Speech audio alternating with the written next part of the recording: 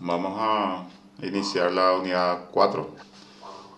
La vez pasada nosotros habíamos hablado de la última parte de la unidad 3, de ecologismo, que ha quedado la postura que usted tenía que asumir, mientras que la plataforma todavía tiene inconveniente, entonces vamos a esperar también ese momento. No se preocupen, vamos a otorgar todavía el tiempo y en caso que ya haya entregado, tampoco hay inconveniente.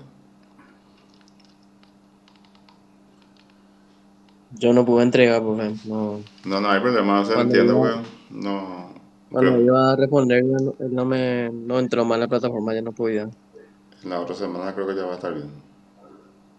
Ahora está migrando a la plataforma que es propia de la facultad. Ahí ya no vamos a fallar más.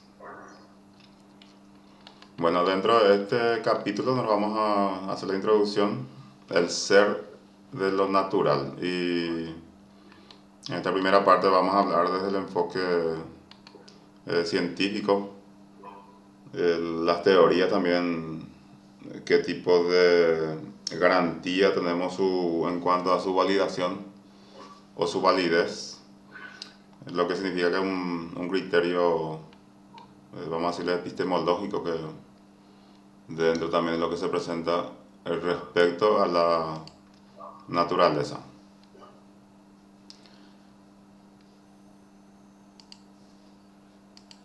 Nosotros sabemos las características de la ciencia. En efecto, también podemos determinar cuando lo que se nos muestra no corresponde o está fuera de lo que se puede aceptar como válido.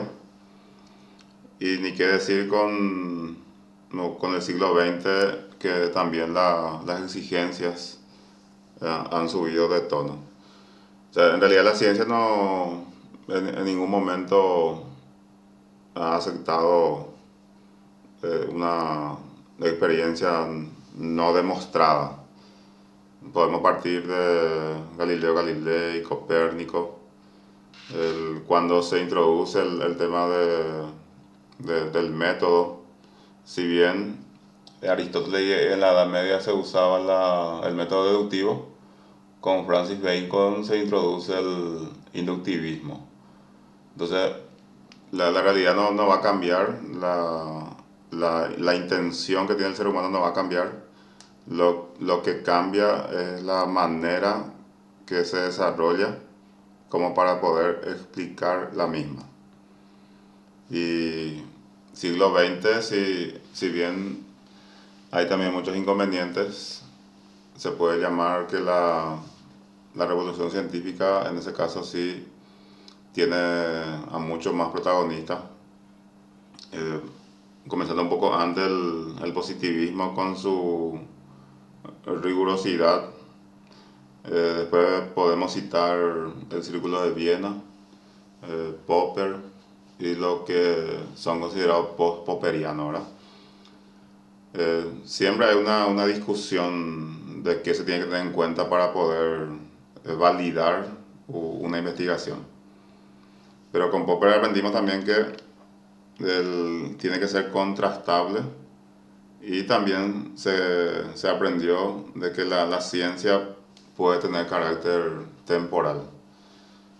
¿Qué significa eso? Que una hipótesis se valida, se acepta, hasta que aparece otra hipótesis que le pueda desplazar. Y siempre con ese criterio de comparar, de contrastar. Y cuando se hace el trabajo, esa tarea de contrastar, entonces la que mejor se explica, la que tiene una consistencia más sólida, la que va a superar a la anterior.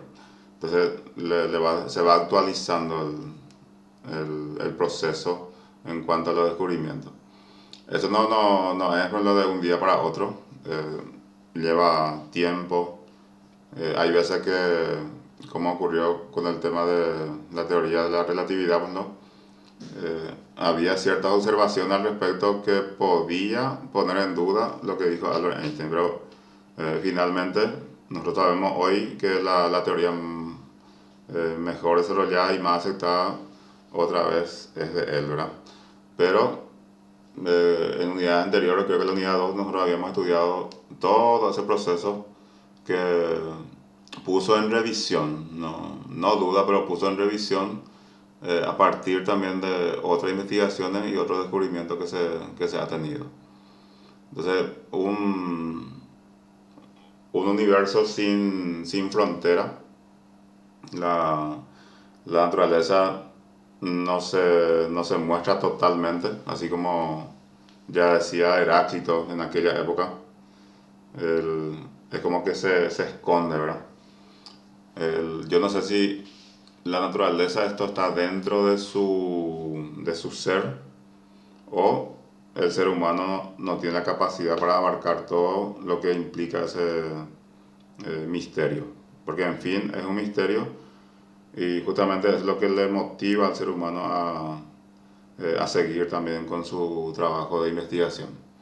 Caso contrario, ya no sería recomendable bueno, estudiar ciencias, ya no sería recomendable hacer este tipo de análisis desde la reflexión filosófica en caso de que ya no hubiese misterio. Bien, según el texto, entonces tenemos niveles de comprensión de la naturaleza. Esta primera parte podemos leer que las ciencias proporcionan un conocimiento detallado de la naturaleza, hasta un punto como anticipamos. La filosofía toma ese conocimiento juntamente con el proporcionado por la experiencia ordinaria, como base para su reflexión sobre la naturaleza. Esta reflexión adopta una perspectiva distinta en la que utiliza la ciencia, pero ambas son complementarias.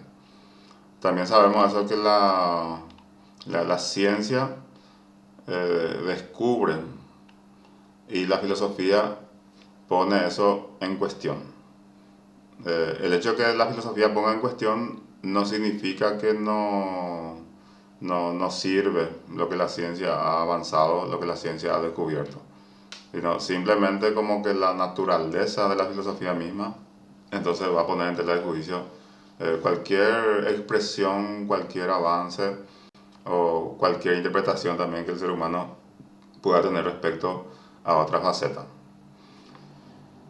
Primer punto, entonces tenemos análisis científico y reflexión metafísica.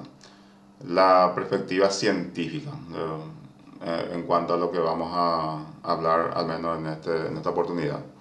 Entonces, la ciencia experimental se consolidó en el siglo XVII, justamente con los antecedentes que yo le había mencionado, especialmente Galileo Galilei, está Copérnico, un poco más adelante está Kepler, está Francis Bacon dentro de la aplicación, podemos decir, de una metodología de investigación también ya mucho más rigurosa, con esa denominación de que los entendidos un tiempo después lo habrán ubicado dentro de lo que es el enfoque inductivo o el método inductivo. El mismo Francis Bacon en su obra El Novum Organum en algunas líneas habrá explicado la intención también de dar la vuelta lo que hasta ese entonces se tenía como fundamento de toda investigación, que es el método deductivo, que nació en la época clásica con Aristóteles y se consolidó en toda la Edad Media.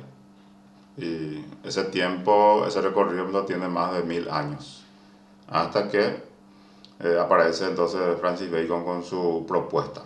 Y esa propuesta de Francis Bacon alcanzó la primera parte del siglo XX, porque el empirismo lógico, por ejemplo, es todavía el enfoque inductivista. Ahí cuando llega al racionalismo crítico con Popper, ahí recién tiene las observaciones y los cuestionamientos. Y Popper no está de acuerdo que las observaciones particulares, aunque se hagan 1000 veces, se pueda llegar a una conclusión general. Porque en algún momento se va a llegar, o sea que según él, según su observación.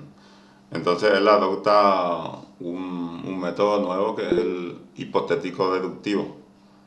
De, así como le decía que hipótesis que finalmente eso también llega a un punto que también el método deductivo lo pueda complementar, lo pueda ayudar para poder demostrar. Pero en ese momento, eh, la temporalidad también podía ser una característica de lo que él nos plantea.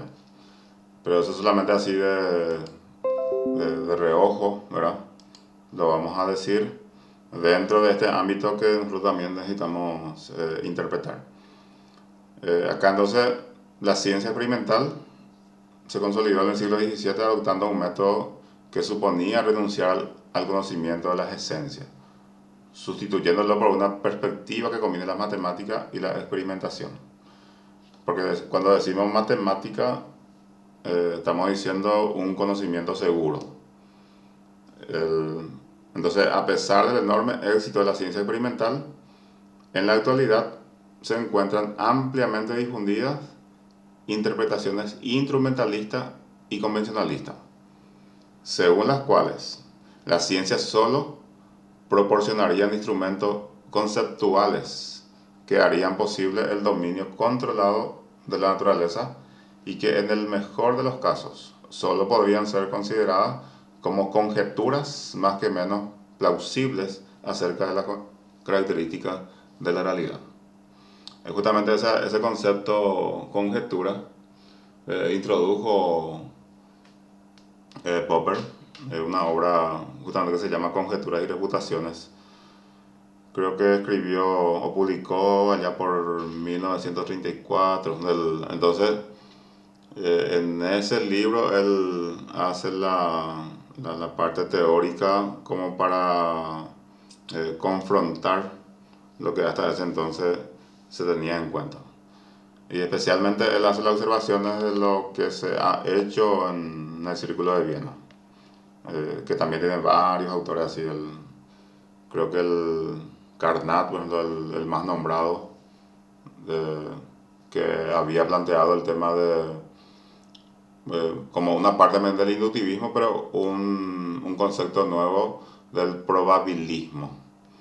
O sea que ya era un preconcepto también lo que va a usar después Popper probablemente, porque si bien el método inductivo, según Carnot, no, no permitía sostener un conocimiento de manera así sostenida, ya también, valga la expresión, podía hacerlo un acercamiento, por eso habla de probabilismo. Entonces siempre está cerca y cada vez con la investigación va a estar más cerca. De eso va a tener su revisión, su observación, y Popper va a introducir el falsacionismo como nuevo concepto. Que ustedes yo estoy seguro que manejan, entonces un poco de epistemología, entonces también en este caso es importante mencionar. Y los problemas acerca del alcance de la ciencia surgen de tres motivos principales. Y acá tenemos. En primer lugar, el recurso a las matemáticas parece limitar el conocimiento científico a los aspectos cuantitativos. En consecuencia, se afirma en ocasiones que las ciencias no proporcionan un conocimiento auténtico de la realidad, como primer punto. O sea que el mismo Descartes, por ejemplo, también hizo ese tipo de trabajo, ese tipo de enfoque. Y tal vez también él no pudo resolver todos los problemas abiertos. Dejó ahí flotando para que otros autores lo podían hacer, pero no siempre ocurre eso. No siempre hay una continuación y si bien se hace ese proceso, no sabemos si le va a dar el mismo el mismo enfoque, la misma característica que pueda partir de la misma interpretación con que ha tomado un autor específico. En segundo lugar, la validez de la teoría científica se comprueba mediante datos experimentales, que se refieren a condiciones fácticas concretas, o sea, de los hechos.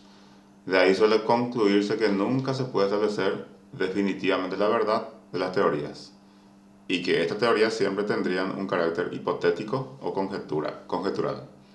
Esto ya en concepto o término de Popper. Por eso, conjeturas y refutaciones. O sea, se refuta, hasta el que aparecía como el que contradice lo que se tiene, entonces, pero finalmente tiene más consistencia, en ese caso va a desplazar a la teoría que existía en ese momento. Eso Kuhn va a llamar de alguna manera el paradigma o la revolución científica. O sea, la revolución científica no solamente en el siglo XX ocurre, sino también, por ejemplo, el tema de Galileo Galilei y Copérnico, cuando ellos se pronuncian y dicen que la Tierra no es el centro del universo. Así lo diciendo parece muy simple, muy sencillo, muy evidente, pero para ese momento era algo demasiado importante. Y sabemos que ellos han tenido también muchos inconvenientes, no con la gente de afuera, sino su propio entorno. Que hay varios mensajes que también uno puede leer respecto a eso. La presión también que se le ha dado por el tipo de pensamiento que tenía en ese entonces. De hecho que nosotros un pensamiento muy diferente o divergente, no sé si estamos en condiciones en el siglo XXI incluso de aceptar. Muchos todavía son los que consideran como criterio de verdad su forma de entender la realidad. O sea que esa manera subjetiva, evidentemente que mi forma de interpretar la realidad, yo no puedo usar como criterio de verdad, sino como un punto de vista. O sea que si entramos en cada uno de los que han también hecho el análisis del conocimiento científico, vamos a encontrar también con diferentes nombres, pero finalmente si uno revisa va a encontrar que estamos discutiendo lo mismo. En tercer lugar, tanto para formular las teorías como para planear e interpretar los experimentos, es necesario recurrir a construcciones nuestras, que, al menos en parte, son convencionales y revisables. Por tanto, parece que las teorías solo tendrían un valor instrumental. Justamente de eso también hay mucho escrito.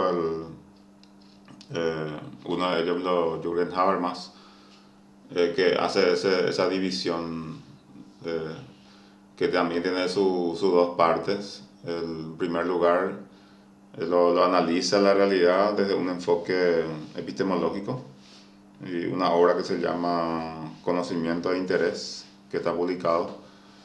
Y hay un Habermas 2, también como hay otros autores como Wittgenstein 1, 2, el Marx 1, Marx 2, así ¿por qué? Porque cada pensador también de cierta manera madura. El mismo Popper, la última parte ya de su pensamiento, podía también ya pensar diferente.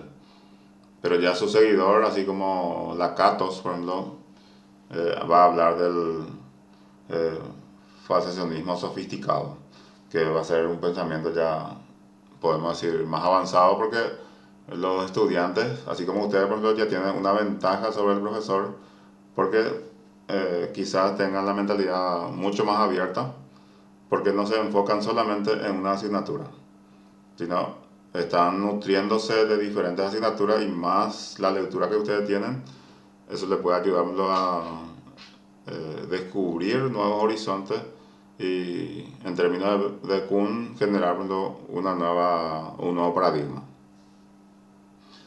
No sé si hasta acá tienen algún comentario. Esta parte, al menos el tema de los problemas del alcance de la ciencia, surgen de tres motivos principales. Aparece la matemática, la teoría científica y el tema de la teoría como para planear la interpretación, el enfoque también hermenéutico. O sea, el enfoque hermenéutico, el enfoque interpretativo, el enfoque crítico. Hoy día hay una serie de combinaciones en lo que se puede utilizar para ayudar a entender o explicar también con diferentes enfoques. Por eso es importante también siempre mencionar desde qué punto de vista se dice lo que se afirma, o según quién, según qué criterio. Y cuando alcanzamos esa madurez y nos sentimos en condiciones de plantear ya juicio propio, entonces bienvenido sea también porque esa es justamente la idea que nos va a permitir evolucionar en esto de la construcción del pensamiento. A ver, ¿alguna opinión?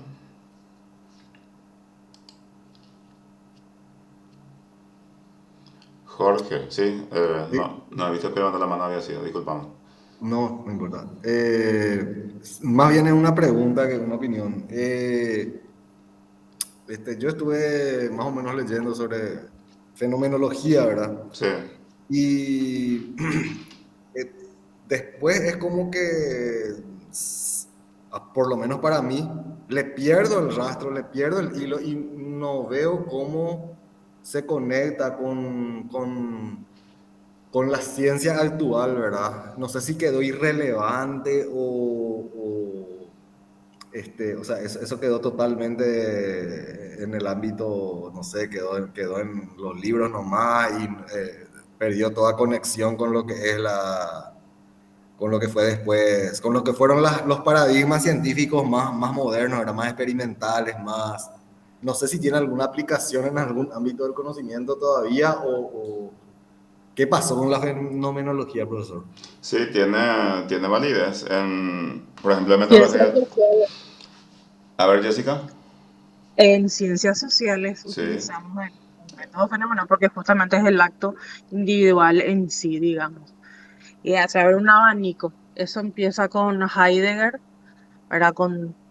Y digamos que empieza todo y ahí empieza las ciencias sociales a tener, digamos, se le puso luz porque como siempre las ciencias duras, justamente porque cada, digamos, realidad debe ser estudiada con determinados métodos, porque si yo busco, no sé, entonces yo calculo algo, pero en realidad yo lo que tengo que hacer es calentar el agua, entonces no.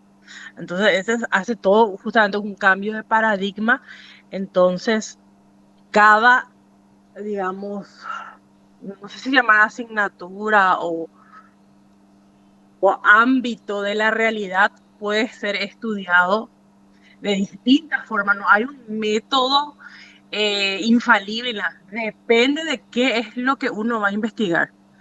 Y después ahí vienen todos justamente los epistemólogos, Falleverán y demás. Eso sí que dice, vos a la par que vas investigando, ahí te van a venir, o sea, vas a usar los métodos. O sea, ese método científico, positivista y demás, es lo que no es que refuta, sino que choca con eso porque el método positivista por el que nosotros pensamos que es el eficiente, el eso, por eso cuando te dicen utilicé el método científico, pero ¿cuál? Ellos, por ejemplo, refutan completamente si no es demostrable y demás.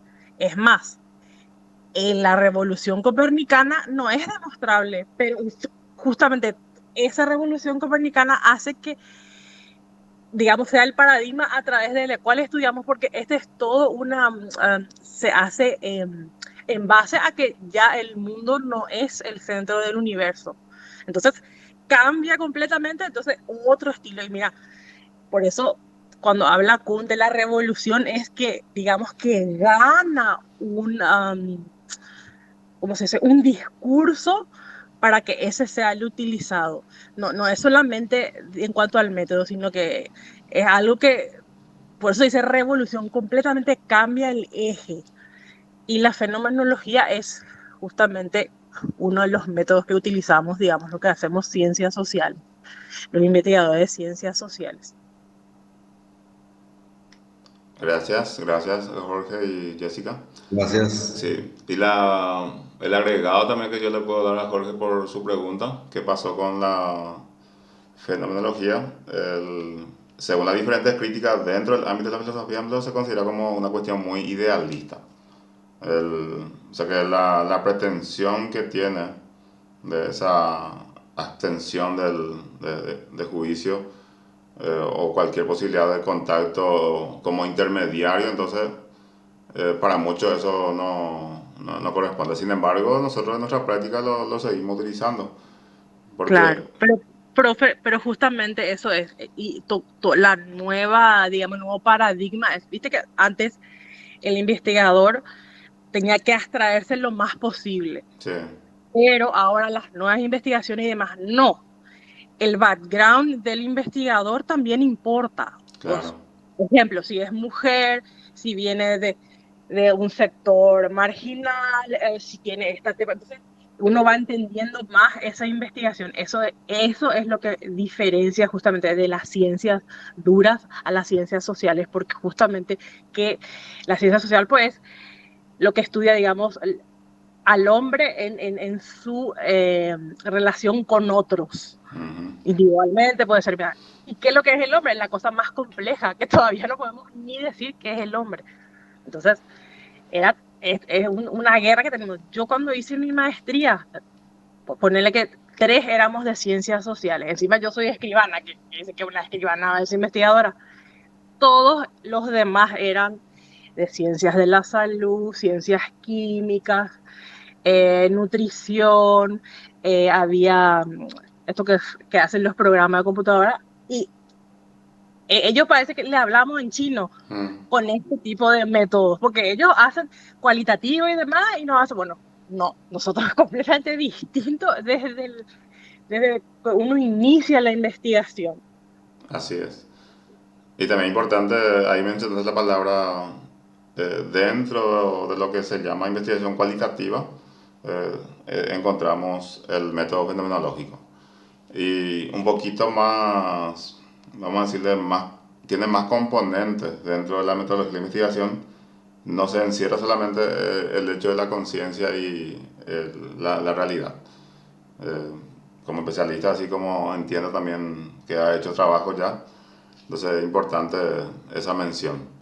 O sea que no, lejos de desaparecer, lejos de debilitarse, se ha insertado como una propuesta de metodología en ese proceso de investigación, eh, tratando también de responder a la pregunta de Jorge.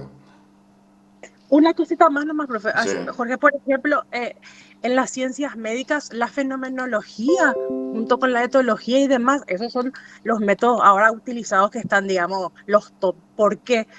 Porque justamente se le criticaba que solamente eran cualitativos y con métodos cualitativos. Porque ¿qué es lo que falta?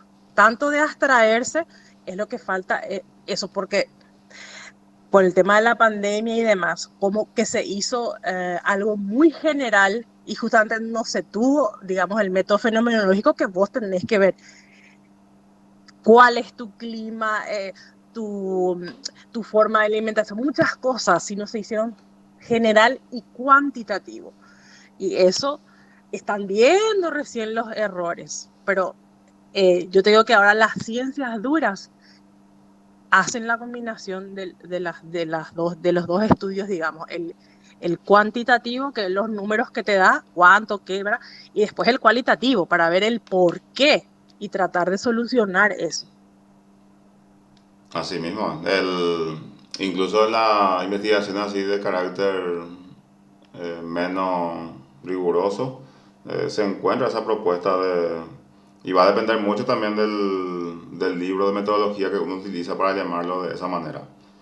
Porque hay que tener también en cuenta eso, yendo ya un poquito hacia lo que a ustedes les espera en su trabajo de investigación, el trabajo final de grado. Hay, por ejemplo, el libro de metodología que llama técnica, a lo que en el otro libro vamos a encontrar como método. El tema del enfoque, incluso se puede hablar de paradigma, porque nosotros, si bien manejamos un concepto unívoco, en la medida que vamos revisando la bibliografía vamos a encontrar de diferentes formas. ¿Por qué le hago este comentario? Porque siempre es importante la citación. O sea que el investigador tiene que referirse a la fuente de donde extrajo esa información que está usando en un artículo o en su trabajo final de grado o en el mismo ya proyecto de investigación que se llama hoy, ¿verdad? Que llamábamos hasta hace poco el protocolo. Entonces ese conocimiento seguro, ese conocimiento auténtico, se va a basar en, ¿por qué? Porque yo tengo una fuente con que demostrar. Ahí yo no pongo en tela de juicio lo que dijo ese autor, si es cierto o no. Pero yo me baso en lo que dijo justamente esa persona en su material tal, como para poner en un plano de discusión, en un plano de debate. Pero en un plano de discusión que yo me hago conmigo mismo otra vez porque lo estoy haciendo en un trabajo, por ejemplo, de artículo científico o en un trabajo final de grado que el otro lector también tendrá la posibilidad, por ejemplo, de tomarlo como válido o me puede responder con otro escrito, que es muy propio de la comunidad científica también que se tiene muy en auge en esta parte del siglo XX y XXI, ¿verdad? O sea que 20 como pedestal y 21 como los complementos que se fueron dando a partir también de las observaciones que se podía agregar. Bien, el texto y la parte que vamos a usar para cerrar esto, cuando se dispone de construcciones cuya formulación y comprobación son rigurosas de acuerdo con los criterios expuestos, puede afirmarse que corresponden a la realidad y que por tanto son verdaderas. Nosotros por analogía podemos saber que la realidad corresponde entonces a situaciones verdaderas. Sin embargo, esa correspondencia no significa que sean una réplica exacta de la naturaleza.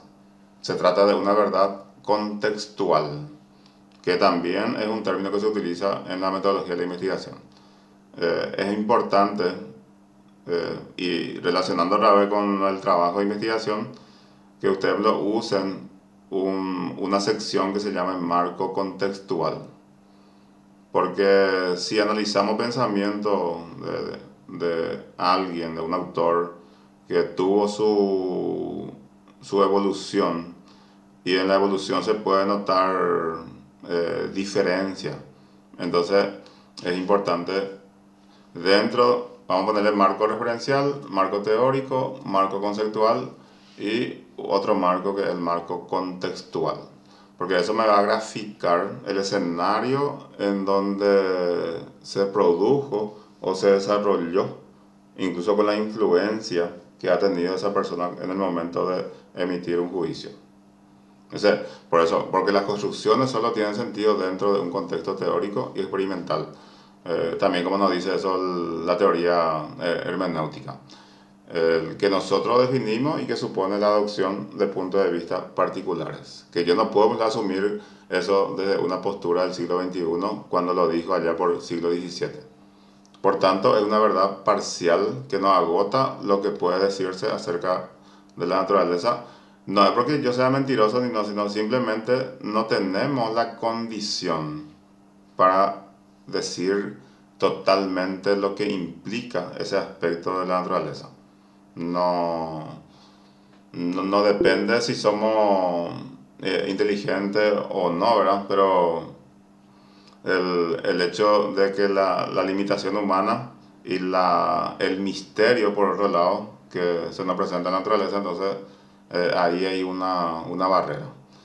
Y no hay que tener como un relativismo, sino como una condición hasta tal punto que puede llegar el ser humano. Sí, Mateo, este es de Artigas, de la continuación, que está en plataforma y cuando se habilite otra vez lo vamos a poder utilizar. De momento yo estoy usando este porque igual que ustedes tampoco puedo ingresar.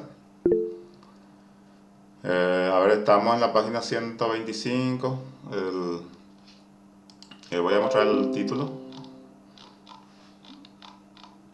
Capítulo 5, el ser de lo natural. Y está en la página 125, comienza. 126, esta parte que estamos compartiendo. Bueno, entonces, eso yo quiero dejar también un poco la reflexión en ustedes. Cada uno sabrá también a quién seguir, qué lector le fascina, qué tipo de pensamiento también yo puedo sostener a partir de lo que van estudiando y van leyendo en diferentes momentos. Me parece importante esa construcción teórica también que nos lo podamos tener a partir de lo que nos interpela la carrera, ¿verdad? Como parte de este proceso que se llama siglo XXI. Está bien, le agradezco muchísimo la atención de siempre y vamos a continuar. Muchísimas gracias a todos. Dale, profe, muchas gracias, compañera. Gracias, profe. Chau, chau. Gracias, compañeros, compañeras, Gracias, profesor. gracias.